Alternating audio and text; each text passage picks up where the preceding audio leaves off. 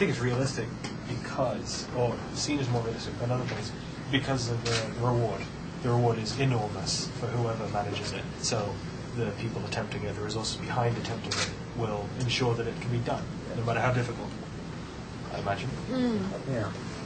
Well, I was sort of, I mean, my reaction to that was price competitive and $10 a barrel are hugely different goals. Yeah. So I was kind of, basically that struck me as being, I haven't worked, I'd have to actually work the numbers, but as being on the borderline of physically impossible. But would it be economically viable at the moment? I mean, if you were a company that created something that could come in 5% cheaper than the cost of producing oil, you're going to have an OPEC-style monopoly where you are not going to let it come down to $10 a barrel. You would want to keep it at $90 a barrel. Well, I mean, it's your business. How would you enforce that kind of monopoly? If you were the only company that could produce oil at that cost, then it would depend on the price elasticity of the oil consumption. So the $10 a barrel, the price is going to depend somewhat on infrastructure and development. But once you've got the microbes and everything, it's going to depend on the feedstock. So it's about whether you can get a super cheap feedstock, really, which, algae, water. Yeah, I mean, if George Church succeeds, then we'll cover Arizona at least. Seriously, right? That's what he wants to do. So. Yeah. Of course, the global economic crisis carries on, $10 might be the equivalent to $100. Yeah, so that's Might sort be of equal with oil. Of course, yeah. So we got some consequences. Massive increase in sugar and cellulose production, deforestation, landlessness, oil, energy, grain, and forest companies control synthetic biology. Increase in feedstock demand, including nitrogen fertilizer use, increased greenhouse emissions, a lot of scrap metal due to replacing cars. Okay. Development of algal farming industry impacts on marine ecosystems. That nitrogen one's really quite interesting because you would probably need to look into it because I don't know if there's anything happened recently, but I'm fairly sure that that's a stage limiting factor. That fixing nitrogen is still not something we can do effectively through either chemistry or biology without using a natural host. So if you go through every other stage of saying, okay, so we create an organism that can create a fuel that works, and we find a way to produce it without stripping the world of every plant in existence, you still then have to say, well, wait a minute, where's the nitrogen? But I'm revealing my chemistry was 10 years ago. There is no nitrogen in the chemical formula for gasoline. In hydrogen? There's no nitrogen. Nitrogen. That's our. Well, but Growing feedstock. Yeah. So, but if we're as you said, if you're talking about the algae thing, then you're not growing feedstock. You're going direct from right. I mean, this is in a theoretical world, right? The components of hydrocarbons are literally from water in the atmosphere. yeah, but using biology to make it, and one of the core components, 5 core components of living organisms is nitrogen. Yeah. No, that I agree with, right? But so So that you're going to need it to make but the algae. right. Yeah. So then the question would become one of the residual biomass problem that they talk about with animals, right? And how much of the recycling? What's the throughput from? So that, I mean, I agree with you that that's a concern, but that doesn't strike me as being the right one. Maybe I'm wrong. Well, no, it's more the fixing of nitrogen from a gas to something that works effectively is still... Yeah, algae needs nitrogen. In fact, algae completely thrives on nitrogen. That's why you got dead zones. But the consequences are all negative, are they? Yeah. I think the positive ones are taken for granted. Right, I Yeah, I suppose think so. so. Cheap fuel. I don't know what would happen, but I'd like to find out. Yeah. What about massive joblessness for enormous oil producers? They'll probably all be going into synthetic biology. I suppose. Would it require the same kind of manpower? Exploration? May require more manpower. Maybe, yeah. Yeah. You could all retire. Super billionaires. Yeah, well, the ones at the top, yes. The guys out on the platforms, probably not. What about the platforms then? Yeah, that's your rusting metal. Yeah, exactly. All this rusting metal That's around. it, exactly. Well, make it into something else. We should probably move on to read. Yeah. Nice link to the other one. One Argentine creates something that, if released, would be a threat to the world. not enough oversight from senior academics in IGEM means that students do something to risk safety to humans, e.g. something with human application. And that means that a student of IGEM decides to test the design on him or herself or a friend, and things go bad. Unfortunately. No one will insure it, or participants. So does IGEM doesn't need insurance at the moment. That's a really good question. I'm assuming it doesn't, but I imagine it could, you know. Right. So we get to a stage where it would. I would imagine if you've got high school students coming into a lab, is it the lab that's insured, or what's Schools the... one of them. Yeah. One would think, yeah, they'd have to be kind of covered under the insurance policy. But they're not trained. But you'd imagine that something would have to happen in order for it to become a big insurance issue. Someone makes a claim and says, "Oh, I was in the team 20 years ago, and now look, I've got these cancers." Yeah, yeah. IGEM team creates something provocative. So quite a few of those are touching on similar themes of something bad happening as a result of IGEM, which may be What I meant by provocative, though, was that it was supposed to be different from something harmful created. You know, that it needn't be harmful or damaging or needn't even work. You know, it just needs to provoke people in a certain way. The Frankenfood, you know. You're right. But I mean, some things have already been quite noticeable, haven't they? But maybe not in a Frankenfood way. Yeah, not quite as much, yeah. So it needn't be actually anything to do with biology at all. It could be IGEM discovered to be a recruitment front for a transhumanist cult. And Well, no, I was thinking that there might be international disagreement about who should win, which causes huge international conflict and war or something. So, because at the moment it's getting very competitive, you could imagine that. Or funding issues even, or the number of people. Like, it might be that, I think it started off as a proof of principle competition, really, didn't it, to show that it could be done. And, you know, maybe if you decide like it can be done, you think, well, you know, this is just, you know, this isn't a productive use of our researchers' time because they're devoting lots of, we'd rather that they spend their summers working on something. That was another thing I was thinking about, actually, was if the sophistication got to the point where the cycle of the IGEM competition wasn't sufficient to make anything interesting. They've already, some of the teams have IGEM classes at this point. It's actually become a problem that some of the universities, the IGEM team is essentially taking a class for the semester before the summer when it's supposed to be working. And in the UK we have big problems funding IGEM because undergraduates can't be funded by research councils as well. So consequences: decreased interest in synthetic biology from undergrads. The development of synthetic biology was slowed down. New ideas will be more rare since there are less young people involved in the field. The development of synthetic biology would go underground. Game over for synthetic biology. So that says a lot about the centralness of IGEM to the field. Is that true, though? I mean, or were they referring to their own? I thought it would just be a very sad consequence. You know, take out the young generation, and then I don't know, all the senior academics eventually just. It would definitely be the end in a certain way. Like it's an important part of the image, of the aesthetic of openness and bottom-upness that even undergrads can come do this, and they're an important part. So if that ended, it would be more business as usual, wouldn't it? This might happen. I could imagine this happening as a result of the maturation of the field. But you know, the people who right now are coming out of IGEM and looking towards setting up companies, that within about 5 to 10 years, this whole field becomes a much more serious commercial event, and then you know it becomes less interesting. Really, it's about so much more about making money and doing business rather than doing hip hop songs and whatever goes on at IGEM. That it could actually just become like a less interesting thing for people to be involved with. So it could just fizzle out. So, I mean, maybe there's a threshold number of years that IGEM needs to run in order to establish this next generation. So 10 years of IGEM, and then maybe closes down for some non-controversial reasons. Maybe. Just think, did anyone here go to high school in the U.S. or something? No, I did. Yeah. Do you remember back when you were in high school, the Westinghouse competition, the Nobel Prize of high school? Yeah, I know that. Right. Yeah. So I was thinking this is more that I could see it being closed down for the opposite reason, because instead of just being this fun thing they do, it became, the Nobel Prize of college biology, getting into this and winning the thing, and it essentially went corporate, right? So Westinghouse has produced something like 15 Nobel Prize winners over the course of its history. It's when people say it's the Nobel Prize of high school, they're not kidding. It's that serious. So yeah.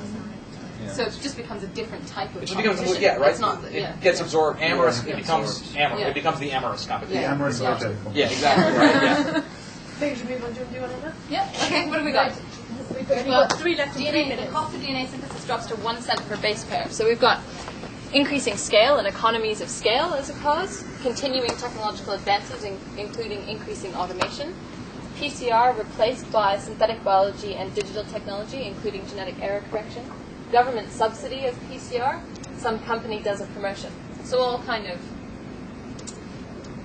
corporate, economic, technical advances leading to this.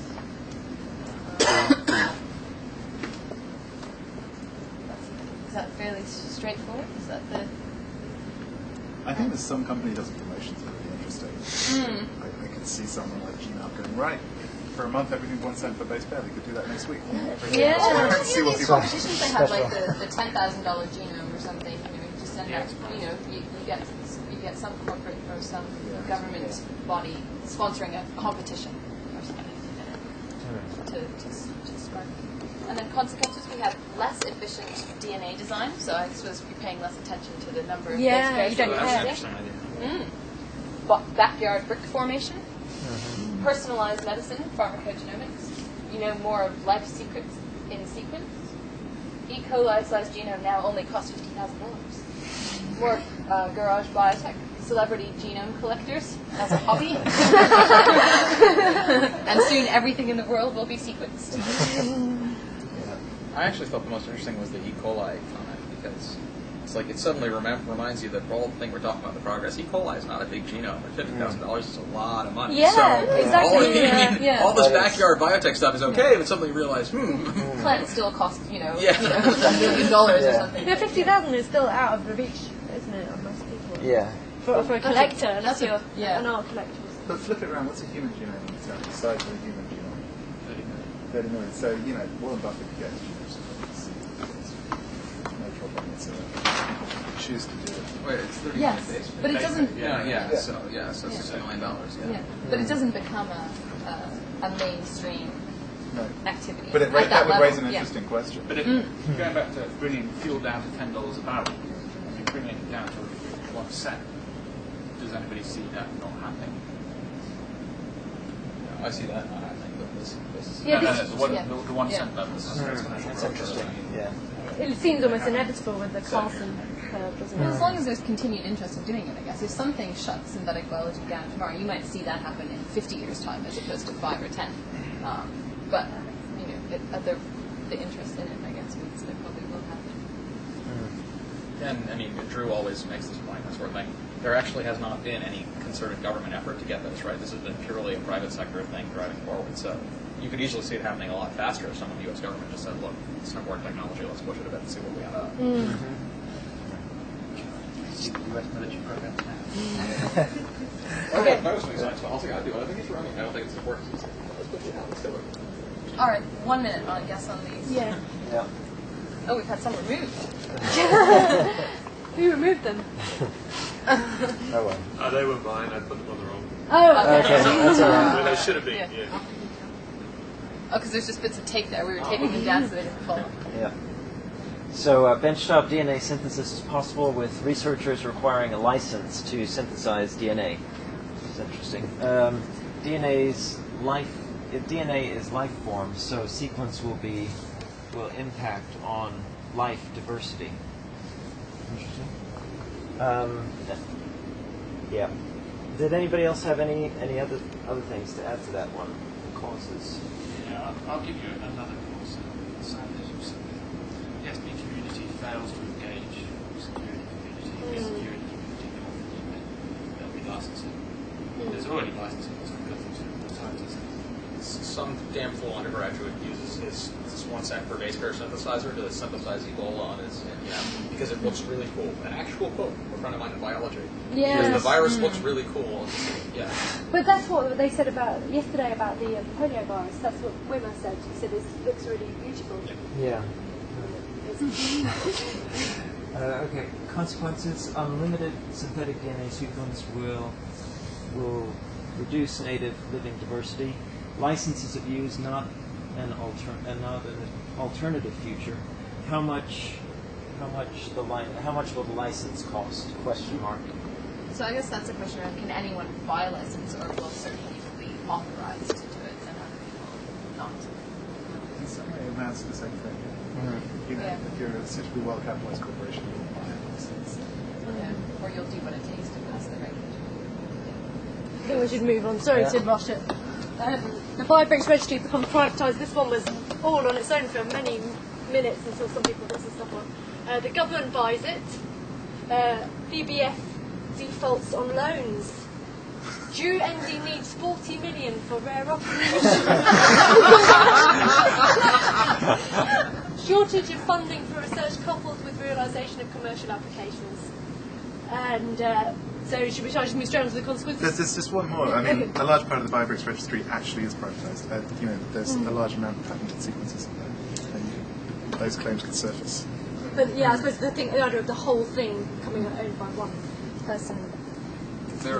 There are unconfirmed rumors going around that one of Drew's students has a startup whose function is, like, really seriously unconfirmed rumors, but that is designed as a privatized Biobricks registry. I can't attest that that is true, but I've heard it from several people. Wow. Interesting. Yeah. And consequences, quality increases as accountability linked to cash. People will stop using it and make another one. Can pay for parts curation and characterization. And then monopoly on information access, Google business model, which we talked about earlier. So how likely is it that the registry would become privatised? I don't think it's that unlikely. I mean, it depends what level of privatization you're talking about. I mean, when I said the Google thing, I mean, you know, they don't own the data, but they do control the way it's accessed. And so that's one way that it becomes, you know, privatized in a sense. Overtly privatized would be, I think, is more unlikely. You know, like we own all this now. And you're also talking about whether you specifically need just one institution, even if it was, would not somebody still be shouting about open source biology? Are you going to shut down open source biology? Or do you make another registry? And the registry might not become privatized, but one could imagine. I think, I mean, someone who has actually signed this, something like 2/3 of the parts of the registry are not fully characterized, as I recall, or even partly characterized, actually, right?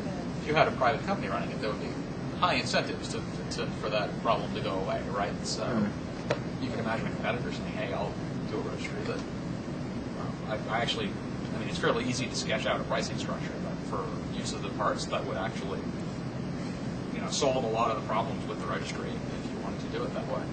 That might end up being sort of a public-private partnership. Yeah. You know, sort of privatization by stealth.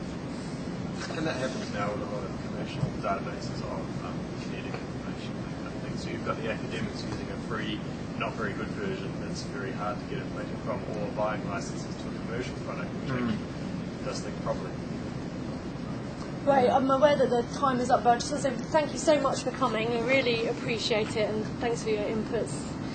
Did people find it an interesting exercise? If we were to repeat this with other groups, would you be interested in if we were to show this to groups of scientists? It's quite fun. Do you think you'd be interested in seeing what the responses were and things like that? Do you want to? I mean, if people want to leave their email addresses, we can. I suspect we'll be trying. This was kind of a pilot run. We've never done this before. But, Yeah. We can keep in touch with you and let you know what's happening next. So that'd be great. Send you the scenarios from different groups. And when the packs become available as well. Yeah. We'll let you have one. For example. Special newsletter, so we're the latest news. Yeah. Or people can leave a card, of course, as well. Yeah. Excellent. As Yeah, the thanks. most imaginatively organized the sessions that I've been to. Well done. Thanks. Yeah. We've had a bit of a higher turnout, but Oh well. Next time. Thanks. Okay. Thanks. Great, thanks.